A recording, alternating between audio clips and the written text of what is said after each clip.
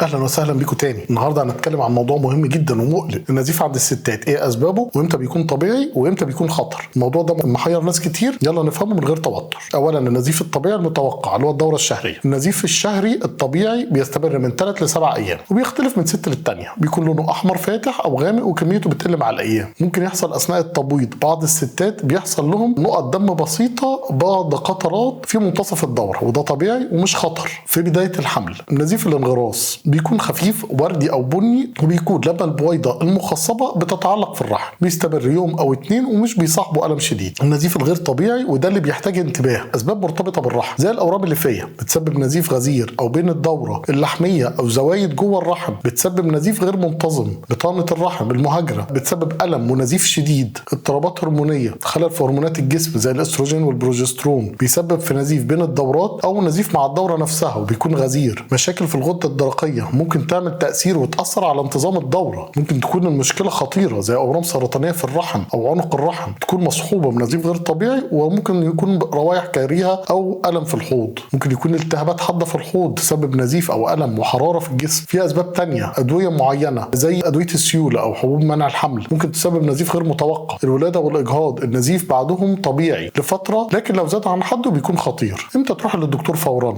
لو النزيف غزير جدا وبيتغيري فوطة صحية كل ساعتين، لو صاحبه دوخة أو إغماء أو ألم شديد، لو استمر أكتر من 8 أيام بدون ما يقل، لو حصل بعد سن اليأس وده خطر ومحتاج فحص فوري. إزاي تتوقع النزيف؟ متابعة الدورة، سجلي مواعيدك وكمية النزيف، الفحص الدوري عند الدكتور عشان يتأكد إن كل حاجة مظبوطة، أكل صحي، وخدي فيتاميناتك عشان تقوي دمك وتمنع الأنيميا. الخلاصة ما تستهونيش بأي نزيف مش طبيعي حتى لو كان بسيط، جسمك بيديك إشارات وأنت اتعلمتي تسمعيه، الدكتور هو صاحب الكلمة الأخيرة، ومفيش داعي للخوف أو القلق. معظم أسباب النزيف بتتعالج بسهولة لو دركناها في وقتها. ما تنسوش تعملوا لايك للفيديو وتشيروه لكل الستات اللي ممكن تكون محتاجة المعلومة دي، واكتبوا لنا في الكومنتات إذا كان عندكم أي استفسارات تانية.